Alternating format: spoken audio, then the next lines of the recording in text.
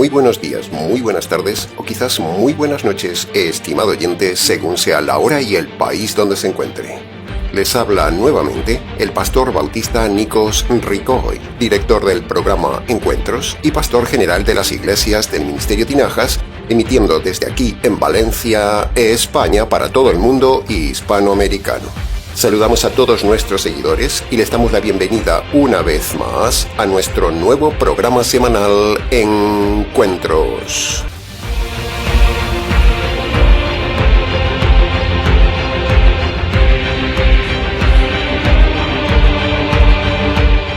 Estamos ya, estimado oyente, en el 8º programa del año. El tiempo pasa y pasa y pasa y no se detiene. En los 7 programas anteriores, desde el inicio del año hasta la semana pasada, hemos diseñado unos temas básicos para que usted empiece seguro, sólido y firme este año. Pero el año ya está avanzando, así que esperamos que esté poniendo en práctica los consejos dados en esas 7 semanas pasadas, porque si no, le irá mal en este año, le irá mal en la vida y, lo peor de todo, le irá mal en la eternidad. Venir solamente a oír la palabra de Dios a este canal y no hacer caso a la verdad que le decimos, juega en su contra, estimado oyente. Recuerde lo que dijo Santiago en capítulo 1, versículo 22. No sean solamente oidores de la palabra, engañándose a ustedes mismos. Recuerde también lo que dice Romanos capítulo 2, versículo 5. Por tu dureza y por tu corazón no convertido, vas acumulando ira para el día del justo juicio de Dios. Somos conscientes de que muchos seguidores vienen al canal cada semana solo por simpatía, solo por curiosidad, solo por copiar y robar lo que enseñamos, y decimos esto con conocimiento de causa. No es que esté mal que tomen lo que enseñamos en este canal, no. Lo que está mal es que no den el crédito de dónde tomaron la información, una información que no es suya. Hemos visto a líderes predicar literalmente nuestros programas sin dar crédito de dónde lo tomaron, y eso es robar, eso es plagio, señores. En este canal se enseña la verdad de Dios en estado puro y radical, estimado oyente. Por lo tanto, si usted viene solo a oír y luego no hace nada con lo que oye, usted está generando más y más juicio para el día del juicio final. El canal del Ministerio Tinajas es una bomba en Internet. Nadie enseña como nosotros la pureza doctrinal, el desafío eclesial y denominacional y la radicalidad bíblica. Por eso cada vez que usted viene, oye y se va hasta la semana siguiente sin responder al mensaje, usted está acumulando ira, juicio, furia de Dios y más intensidad de castigo con cada programa si usted no se convierte y sigue en su estilo de vida y en su falsa iglesia. ¿Usted cree que Dios no tendrá en cuenta haberle dado tantas oportunidades con este canal y usted seguir con su vida como si no pasara nada? ¿Usted cree que eso no le pasará factura un día? Cada semana rogamos, enseñamos e insistimos cómo la gente debe convertirse. Enseñamos cómo hacer para salvarse. Y sin embargo, la gente sigue en su estilo de vida pecaminoso, religioso, eclesial, mundanal, inmoral, inmaduro y necio. Cada palabra, cada minuto que usted escucha un mensaje en este canal, juega en su contra, estimado oyente, si usted no se convierte por medio del Evangelio. Bien, en el equipo de trabajo pastoral del Ministerio Tinajas, hemos decidido que, a partir de hoy y en las siguientes semanas, tendremos el estudio expositivo de toda la carta de Judas, una zona del Nuevo Testamento poco estudiada. Junto con el estudio verso a verso de la carta de Judas, aprovecharemos también para tocar y enseñar otros temas oportunos, paralelos y temas relacionados con cada pasaje que vamos viendo en la carta. Será un viaje largo de varias semanas hasta llegar al final del viaje allá en el versículo 25.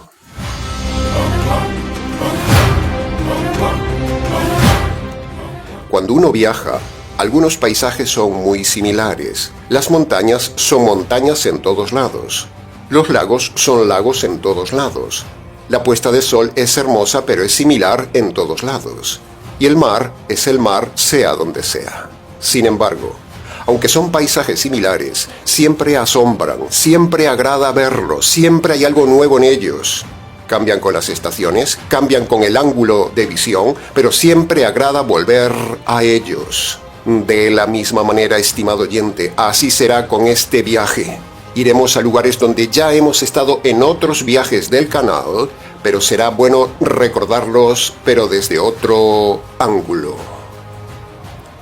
Bien, así que, dicho esto, y como el tiempo corre, le invitamos entonces, estimado oyente, a que nos acompañe en el inicio de este nuevo viaje expositivo a lo largo de toda esta pequeña carta de Judas.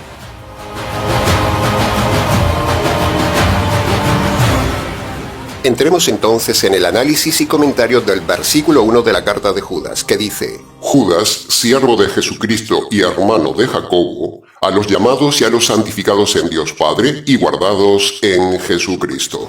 Punto número 1. Aunque no somos partidarios de dar datos documentales en el canal, porque para eso tiene usted información completa en Internet, lo que sí procede decir del autor de esta carta, Judas, es que a pesar de tener el mismo triste nombre de Judas el traidor, este Judas era un verdadero servidor. Y eso nos enseña que cada persona recibe de parte de Dios una oportunidad única.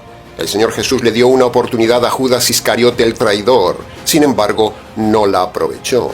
En cambio, este Judas, el de la carta, aprovechó la oportunidad que el Señor puso en sus manos y fue siervo fiel. Uno fue traidor, otro fue servidor. Aproveche la oportunidad. Aproveche para convertirse y servir al Señor como lo hizo este Judas servidor, y no haga como Judas el traidor. No traiciona al Señor, estimado oyente, por medio de la política, del mundo, o la religión, o la iglesia, como hizo Judas el traidor. Todo eso es incompatible con el Señor. No se venda por monedas al mundo, a la religión, a su iglesia, sino que salga de ahí y sirva al Señor como lo hacemos nosotros y como lo hizo en su día este Judas servidor. ¿A cuál de los dos Judas se parece su vida, estimado oyente? ¿A Judas el traidor o a Judas el servidor? Punto número 2. Aprovechamos esta oportunidad para hacer un paréntesis y tocar un tema doctrinal importante a propósito de Judas el traidor, para decirle que es increíble. Es increíble que haya pastores que digan que Judas el traidor se salvó. Hay que ser muy necio, muy sensacionalista, pretender llamar mucho la atención, ser muy retorcido y muy amante del dinero para llamar la atención a la gente con esta mentira. Si Judas se salvó, entonces se salva todo el mundo. Judas el traidor, teológicamente hablando, está en los infiernos. Punto. Si algún necio pastor le dice lo contrario y usted se lo cree, usted aparecerá en el mismo infierno que está Judas el traidor.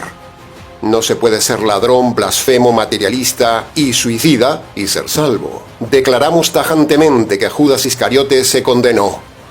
El arrepentimiento de Judas el traidor no fue para salvación, fue un remordimiento impulsivo, como hacen muchos que luego de lo que hacen mal se suicidan porque no soportan la culpa. El arrepentimiento de Judas no fue un arrepentimiento bíblico. Así como hay amor verdadero y amor falso, así también hay arrepentimientos bíblicos y arrepentimientos falsos. Y tal es el caso.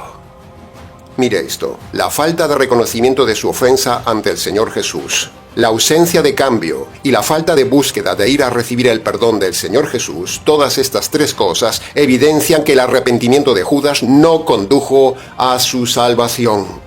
Jesús y Juan lo dijeron. En Juan capítulo 17, versículo 12, Jesús dijo: Ninguno de ellos se perdió, solo el hijo de la perdición. Y eso se refiere a Judas. Juan capítulo 13, versículo 11 dice: Sabía quién le iba a entregar, por eso dijo: No estáis limpios todos. Y eso era refiriéndose evidentemente a Judas. Ningún hombre sucio en su alma entra al reino. Es pura lógica. Y en Juan capítulo 12, versículo 6 dice que Judas era ladrón. Y un ladrón, excepto que se convierta como el caso del ladrón del Calvario, no entra al reino de Dios. Por lo tanto, Judas está en los infiernos con el otro ladrón materialista del Calvario. No hay duda alguna teológica que Judas fue un maldito, el hijo de la perdición.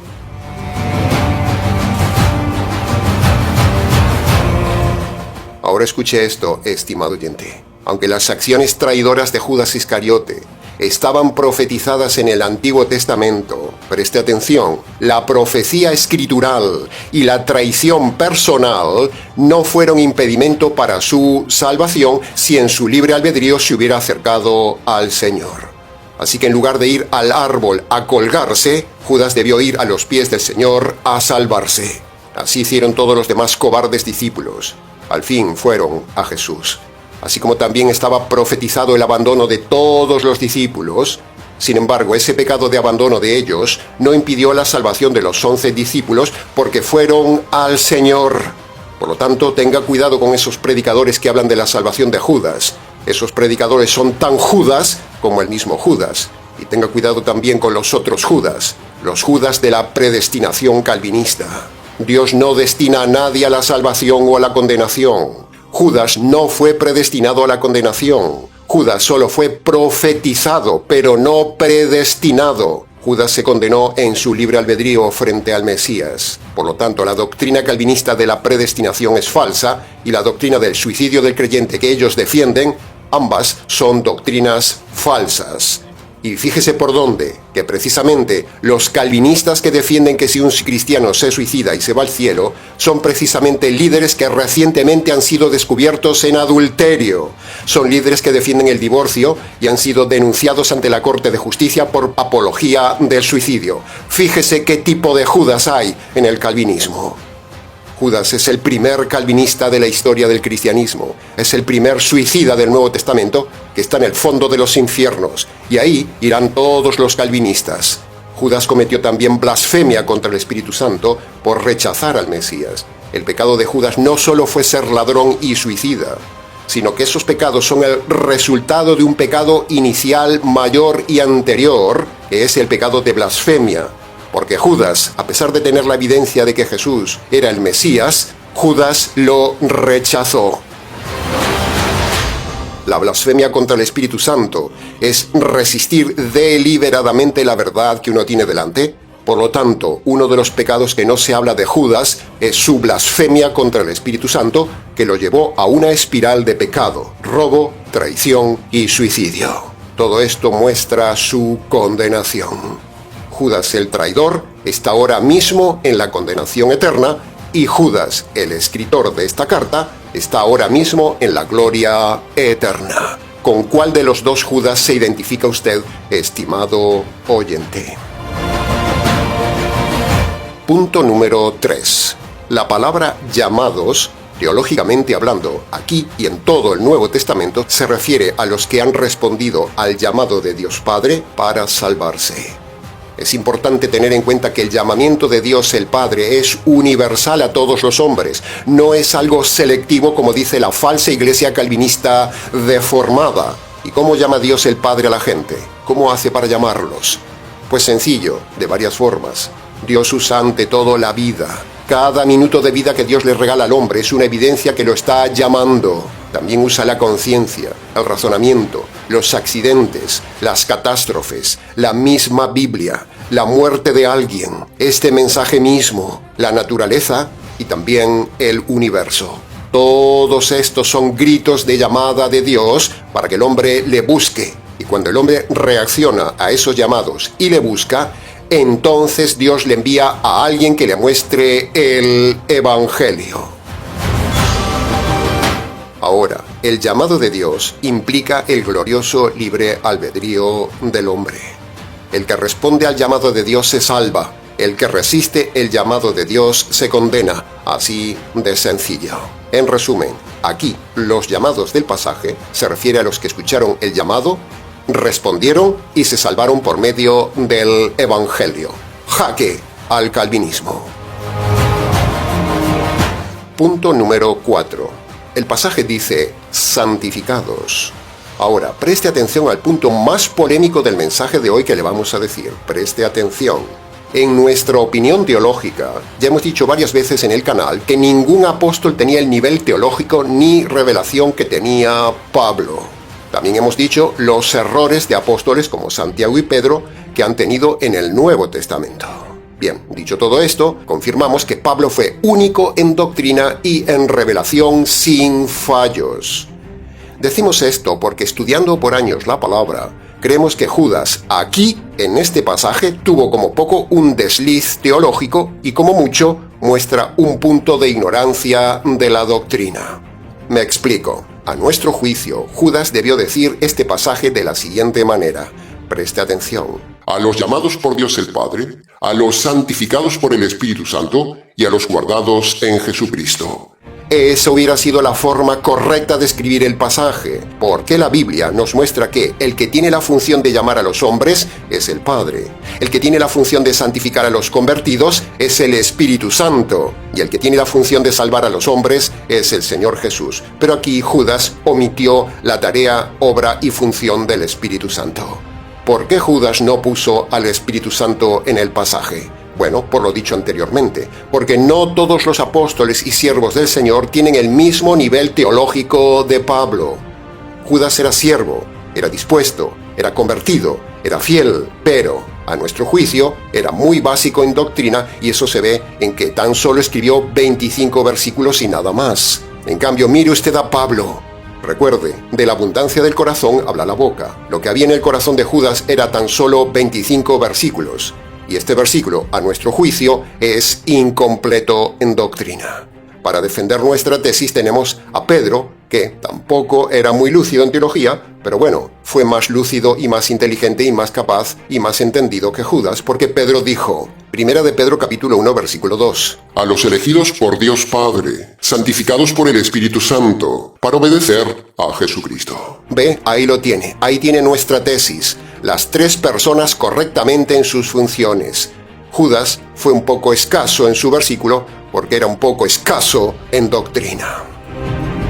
Punto número 5. La santificación es el proceso de madurar y parecerse al carácter del Señor Jesús que empieza con la conversión.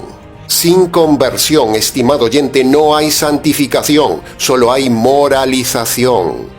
La santificación le genera premio en la eternidad. La moralización le genera castigo en la eternidad. ¿Puede ver la diferencia? Las religiones, las sectas, las iglesias cristianas, todas enseñan moralidad, no santidad. Dicen que enseñan santidad, pero no es santidad. ¿Cómo van a enseñar la santidad si la santidad empieza obligatoriamente con la conversión por medio del Evangelio? Y ellos no enseñan el verdadero Evangelio. Sin evangelio jurídico no hay conversión, sin conversión no hay santificación, y sin todo esto solo hay condenación. Todas las iglesias actuales, sin excepción, enseñan solo moralidad, no santidad. ¿En qué se diferencia la santidad de la moralidad?, me preguntará. Bueno, exteriormente las dos son exactamente iguales. Por ejemplo, un marido ideal, una pareja ideal, un trabajador modelo, un ciudadano ejemplar, una persona que no fuma, etcétera, etcétera. Pero la verdadera santificación que empieza con la conversión y se vive en el poder del Evangelio solamente es para las personas convertidas. En cambio, el otro, el moralista, el religioso, hace exactamente lo mismo por fuera, pero es moralidad porque no ha habido conversión y lo hace en sus propias fuerzas. Las iglesias enseñan moralidad, no santidad. Por ejemplo, imaginemos un drogadicto. Cuando lo conocen en alguna iglesia, lo primero que hacen es meterlo en la iglesia, sea una congregación mormona, católica, adventista, calvinista, pentecostal, unicitaria, presbiteriana, la que sea. Lo primero que hacen es meterlo en la iglesia como si las cuatro paredes lo santificaran. Luego le leen una y otra vez la palabra de Dios y lo bombardean con pasajes de la palabra de Dios. Y le presionan para que deje de tomar, de drogarse o de fumar. Pero esa lectura y esa presión es solo moralización, no es conversión, por lo tanto no habrá santificación. En esos lugares no le hablarán del Evangelio ni del poder del Evangelio para limpiar primero sus pecados y luego darle poder para vencer la droga. Por lo tanto, esa persona quedará moralizada, pero no quedará salva ni santificada. El gran engaño de las iglesias de hoy, moralizar a la gente. En cambio, una persona que primero se convierte por medio del poder del Evangelio, a esa persona le fluye la santificación, le fluye no fumar, le fluye no drogarse, le fluye una vida santa. Porque esa justicia del Evangelio, que limpia sus injusticias en la conversión, le hace vivir luego una vida fluida de justicia. Y esto no lo enseña nadie. La moralización es forzada, la santificación es fluida. Y por último, entremos en el punto número 6 del versículo 1. El versículo 1 usa la palabra guardados. Estar guardados se refiere aquí también solo a convertidos. No es para todos aquellos que están metidos en una iglesia, no. El hecho de estar en una iglesia no lo hace salvo, ni convertido ni guardado por Dios. Solo está guardado entre cuatro paredes por la religión, por la iglesia, por los lobos, pero no está guardado por Jesucristo. Una cosa es estar en Cristo y otra cosa es estar en una iglesia. Judas habla aquí de estar en Cristo, no habla de estar en una iglesia. Y los pastores de hoy se centran solo en que la gente debe estar metida en una iglesia en lugar de enseñarles a estar en Cristo por medio del Evangelio. ¿Puede ver la diferencia, estimado oyente? Aquí el pasaje, cuando habla de estar guardados, se refiere a que una persona, una vez salva por medio del Evangelio, no pierde la salvación, sino que está guardado para la eternidad en Cristo. La doctrina de la pérdida de la salvación es una herejía pentecostal. Estar en Cristo es seguridad de salvación eterna. Estar guardado en Cristo es como un pez metido en la pecera, de ahí no sale. El cristiano solo está guardado por medio de la conversión que produce el Evangelio. El Evangelio es el escudo de Cristo que le libra a usted de la condenación eterna y le guarda para la vida eterna. Si usted está guardado en alguna iglesia, usted no es salvo. Usted es un perdido, un religioso, un desprotegido. Está desguardado. Para estar guardado por el Señor para el día del juicio, usted antes tiene que pasar por los dos marcos de la puerta estrecha de Marcos capítulo 1, versículo 15. Estar en la iglesia católica no le guarda de nada. Al contrario, en esa iglesia se desprotege ante Dios. Ni qué decir de los calvinistas. Esos falsos engreídos y retorcidos le guardan a usted pero para la condenación eterna, con sus doctrinas, por ejemplo, la atrocidad de que si uno se suicida se va al cielo, o que si uno se divorcia y se recasa se va al cielo. Así son los calvinistas. Y la misma desprotección sucede con el resto de las iglesias, por ejemplo, los adventistas, los pentecostales, los testigos, los mormones, los unicitarios, los anglicanos, los bautistas liberales, los fundamentales y últimamente los rabinos. Todos estos lo están guardando a usted con candado, pero para el fuego eterno, porque sus doctrinas son una ofensa ante Dios y lo desprotegen a usted de la ira de Dios y de la justicia de Dios. El escudo protector que le ofrecen esas iglesias es como papel ante las flechas de fuego de la ira de Dios y la justicia de Dios. Solo el evangelio jurídico lo guarda usted de la ira de Dios y de la justicia de Dios. Cuando usted se mete dentro del evangelio de Cristo, Cristo lo guarda con su evangelio.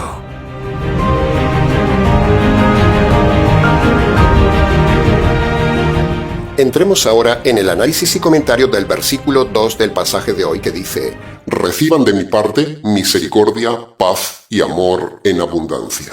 Estas palabras de Judas se refieren a la actitud que debe tener un líder con la iglesia. De este versículo sacamos 3 puntos. Punto número 1. Es cierto que hay pastores morales, misericordiosos, muy cálidos, muy educados y muy amorosos. Pero tienen una mala doctrina porque pertenecen a cualquiera de las denominaciones que hemos dicho antes y que siempre denunciamos. Así que su misericordia, su calidez y su amor no valen de nada. Solo es moralidad encubierta detrás de la herejía. Punto número 2. No menos cierto es que también hay pastores, pastoras, sacerdotes, rabinos o líderes déspotas, dictadores, secos, soberbios, con malos modales, sensuales, descarados, de mal carácter, despreocupados de la gente, solo centrados en el dinero, en la buena vida y en que su iglesia sea famosa y demás cosas. Pero no hay calidez personal hacia sus miembros y a eso le sumamos la mala doctrina. Solo toca marcharse de esa iglesia, estimado oyente. Y el punto número 3 de este tema es que este pasaje es también para usted. Usted que va a una iglesia, usted que va a congregarse todos los domingos, usted que va a misa y fiestas de guardar constantemente, usted que guarda el sábado, Usted que se llama cristiano y participa en su iglesia activamente, la pregunta es usted una persona misericordiosa con los demás? ¿Es usted cálido? ¿Es usted pacífico y amoroso con las personas? ¿Cómo es su carácter? ¿O es usted de mal carácter, peleón, criticón, chismoso, egoísta, gritón, inmoral, materialista, indiferente, discutidor, retorcido y falto de amor con la gente? ¿Cómo es usted personalmente, estimado oyente? La palabra misericordia es una palabra compuesta de dos términos. Misericardio, es decir, significa tener cardio, tener corazón hacia la miseria humana. Eso significa misericordia. Y yo le digo, estimado oyente, que no hay mayor misericordia hacia el hombre. No hay mayor amor que pueda tener un siervo de Dios hacia los hombres que tener un corazón ayudador ante la mayor miseria humana, sus pecados. Y en eso trabajamos cada día, en librar a la gente de su miseria humana, los pecados, y librarlos de la mayor miseria, la miseria eterna. Para librarlo de ese lugar terrible y de esa miseria terrible, y para llevarlo a usted a un lugar digno, perfecto, maravilloso y eterno, aplicamos cada día la misericordia a los hombres, enseñándoles el Evangelio, lo único que los libra de la miseria eterna.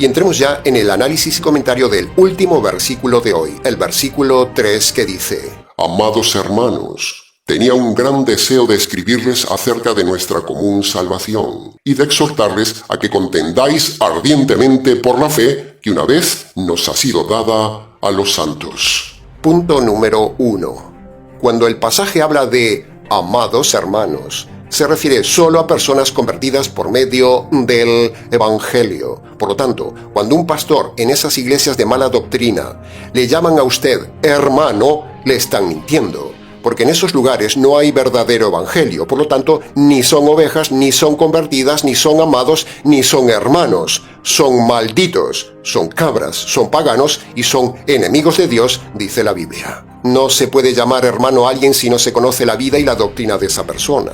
Usted no puede llamar hermano a nadie si primero no se asegura que se ha convertido por medio del Evangelio. Si usted le llama hermano, lo está induciendo a creer que es salvo, porque en la Biblia hermano se refiere a salvo, cuando realmente cuando usted habla con la gente no es salva.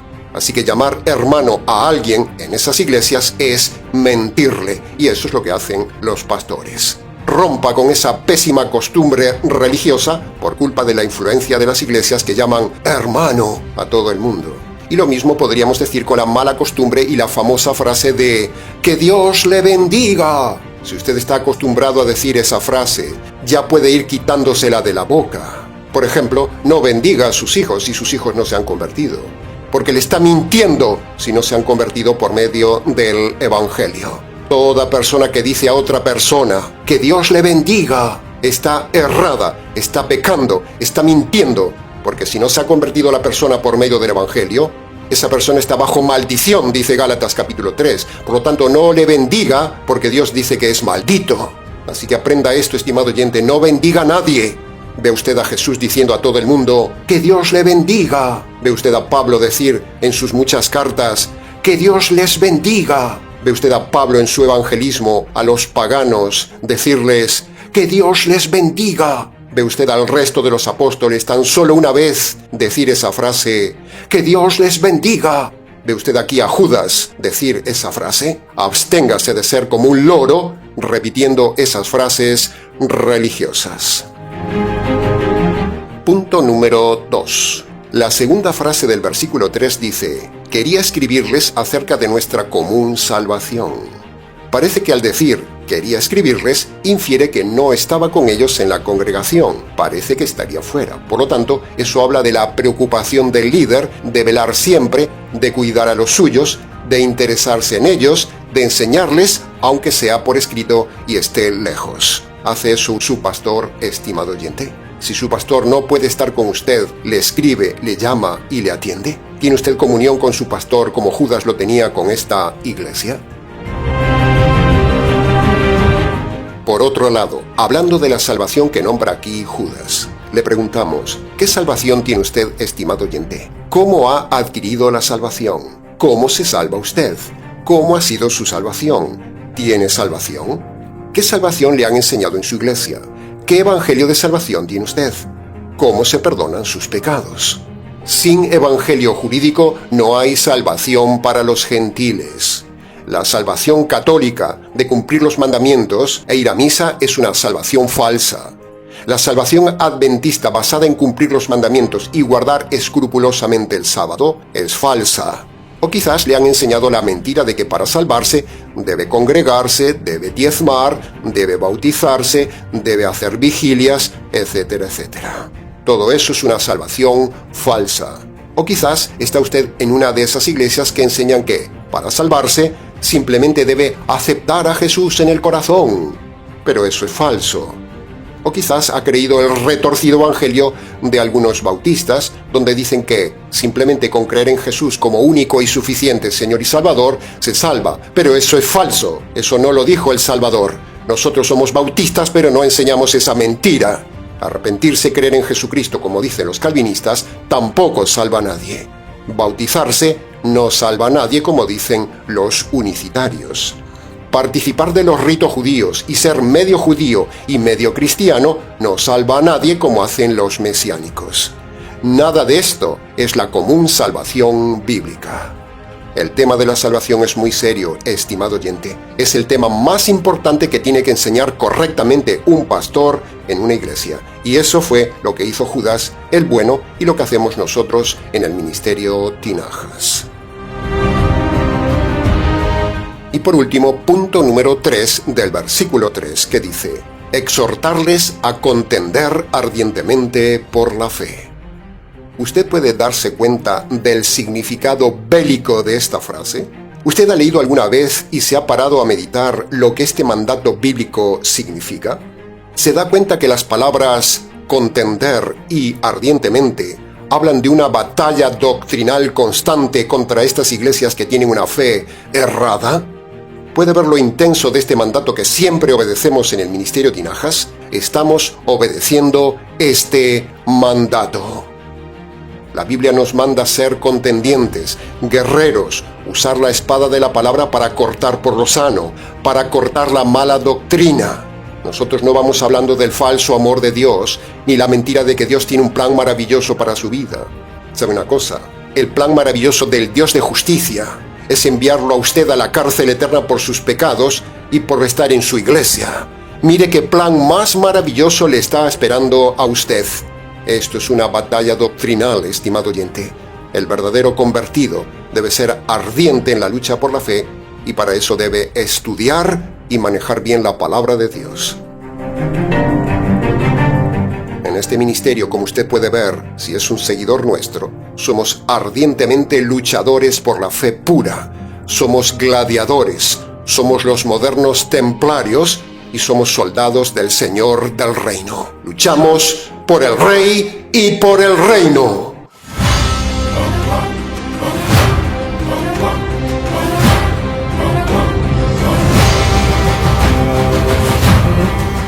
Ahora, habiendo llegado al final del mensaje, necesitamos redirigir el tema de hoy, para que usted sea perdonado de todos los pecados que hemos nombrado en este mensaje, para que usted sea perdonado no solo de los pecados del tema de hoy, sino de todos los pecados de su vida, y para tener la verdadera y segura salvación de su alma. Para todo esto, usted debe obedecer los dos requisitos jurídicos y universales que Dios manda a todo hombre en Marcos capítulo 1, versículo 15. El primer requisito es el arrepentimiento, es decir, Dios le manda a usted que se humille ante Él y reconozca de forma concreta sus pecados pasados y luego debe abandonar los pecados que esté cometiendo en el tiempo presente.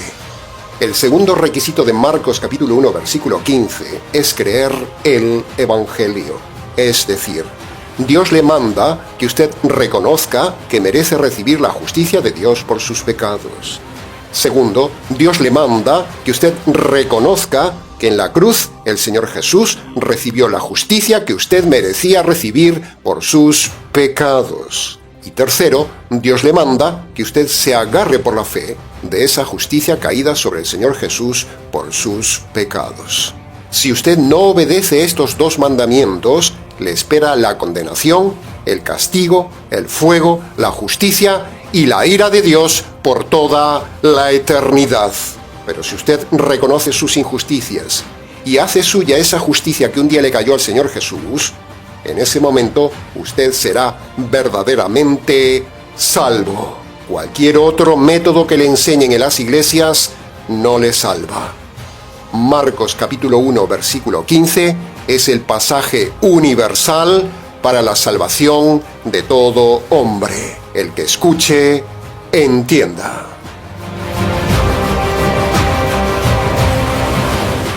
Bien, se nos ha ido el tiempo del programa, estimado oyente. Mucho más se pudo haber dicho del tema, pero con lo dicho creemos que ha sido suficiente para su enseñanza y su reflexión. Si tiene preguntas del tema, escríbanos. ministeriotinajas@gmx.es. Ahora, antes de terminar, si usted es seguidor y beneficiado por el canal, queremos entonces animarle a colaborar voluntariamente para que podamos seguir difundiendo la verdad. Abajo, en la descripción del vídeo, tiene las formas de colaborar. Le damos muchas gracias anticipadas.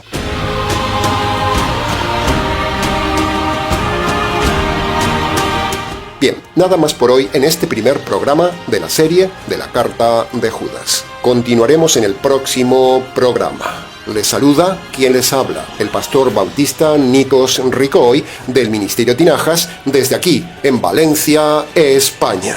Será entonces con el gusto de siempre hasta nuestro próximo mensaje de la serie, aquí en nuestro habitual programa semanal Encuentros.